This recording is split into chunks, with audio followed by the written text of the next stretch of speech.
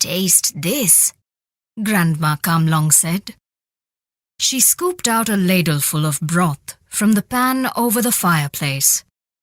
It smelt delicious. Grandma blew on the bamboo ladle to cool the broth. Then she poured a little into Tenyak and Changun's open mouths. Yuck!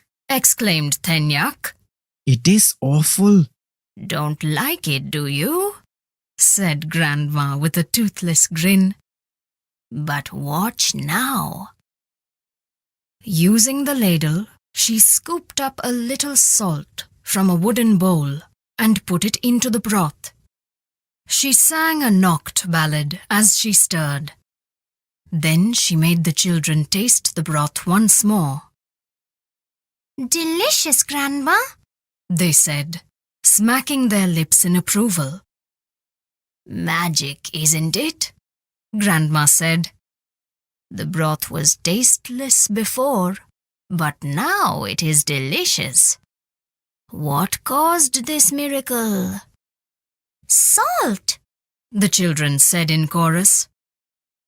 Grandma placed 3 reed mats upon the floor, as well as dishes of wood and bamboo tumblers. Ladling out steaming rice and broth on the plates, she said, That's right. For the Nokt, salt is more precious than gold. Our village was rich in the past, continued Grandma. We grew millet and paddy in our fields.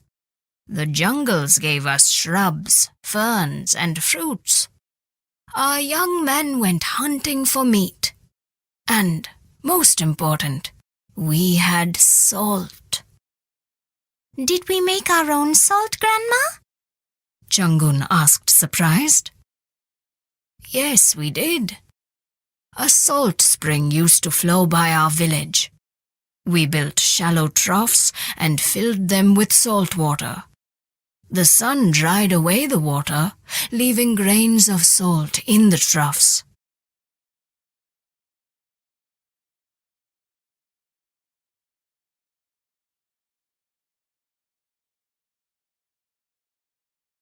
Must have been a lot of salt, Tenyak observed. Yes, much more than what our village required. Our men stuffed the surplus into hollow bamboo tubes and took it to the plains each winter.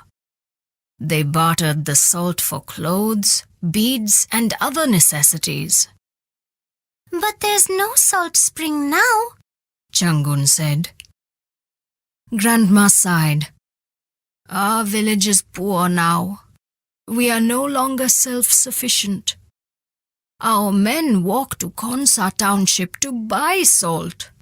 Did the salt spring dry up? Tenyak asked. Yes, it happened one winter, years ago. Our source of wealth dried up with it. Why did it dry up? Persisted Tenyak. No one knows. Tell me, Grandma, He said. If the spring flows again, will it bring prosperity to our village?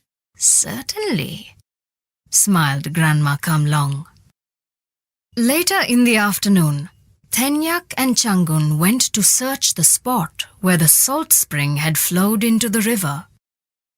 To their surprise, they had no difficulty. The furrow through which the salt spring had flowed was clearly visible. Only ferns and creepers covered the furrow.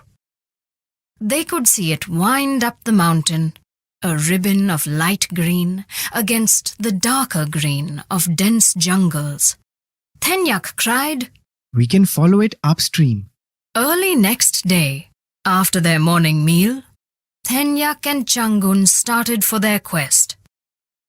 Both had bamboo tubes strapped to their backs to carry drinking water in them.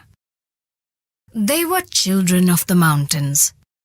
The steep climb may have exhausted others, but not them. They were not afraid of the jungles either. Because they lived close to nature, they knew that most of these dangers were imaginary. Only if one accidentally disturbed a wild animal would it attack. So far they had met with only one obstacle, a large python. But it just raised its blunt, hammer-like head, flicked out its forked tongue, and slid away to a higher branch.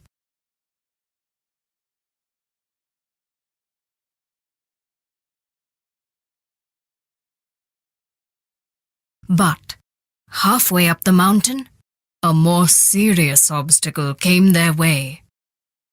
A herd of wild elephants, Changun said. Taking care not to make the least noise, they crawled up a little ahead. They could not see the herd. The grey-black hides of the elephants blended too well with the foliage. But the sounds made by the herd, as it fed, grew louder.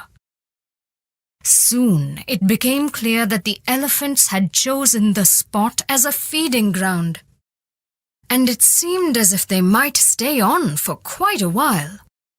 There was no question of trying to slip through that herd. Their path upstream was firmly blocked. What do we do now, Tenyak? Changun asked. We wait. Her brother replied grimly. The children waited. Apart from the sounds made by the feeding elephants, the jungle was silent. The deep hush was broken only twice, by the hoo-coo, hoo-coo call of a hoolock gibbon, and a pangolin scampering through the undergrowth. They waited patiently for over 2 hours, and then finally they heard heavy bodies crash through the thick foliage. The elephant herd was on the move.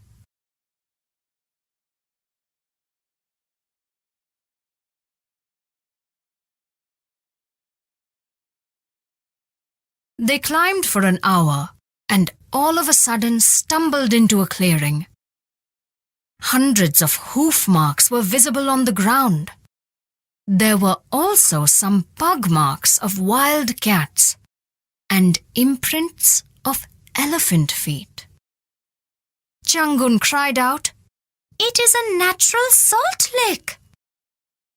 Wild animals came to lick the earth for salt. This took care of the salt requirement of their bodies. The salt spring furrow ran through the center of the clearing for some distance and then disappeared into a hollow. Tenyak and Changun raced towards the hollow. As they had guessed, it was a cave. The sunlight lit up the interior at the cave's mouth. The walls of the tunnel-like cave were coated with white crystals. Heaps of crystals rose like molehills from the floor and dangled like wasps' nests from the ceiling. The pure white crystalline heaps glittered in the slanting rays of the afternoon sun. Tenyak bent down and picked up a pinch of the crystals, putting it to the tip of his tongue. It's salt. He whispered in wonder, as if unable to believe his tongue. Soon he began to hop about wildly, in imitation of a tribal war dance, whooping and shrieking in gay abandon. We found salt. He cried. Changun crooned. There's enough salt in this cave to last our village 1,000 years. That tunnel-like cave is a natural salt mine. The spring flowed through it, carrying some of the salt away, said Changun.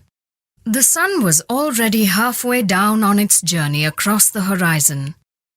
The children knew they must hurry back to their village. Though they wanted to locate the salt spring, they knew this was not the right time. They drank the water in the bamboo tubes.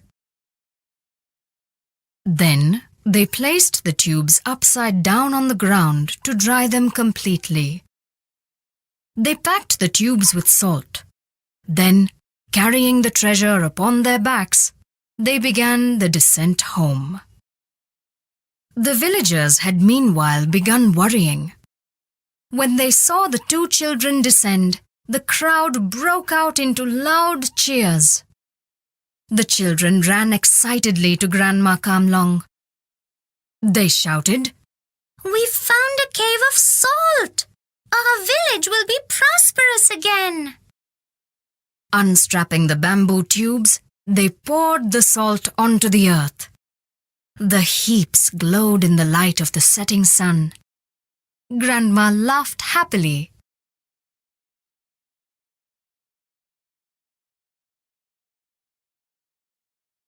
"Well done, children," the chief said. "Your courage deserves to be rewarded. You too will be the chief guests during this local festival." Picking Tenyak up, the chief placed him on his shoulders. Changun's father picked her up and placed her on his shoulders. Grandma Kamlong broke out into a Nokt ballad for courage. The villagers sang along and began a grand celebration.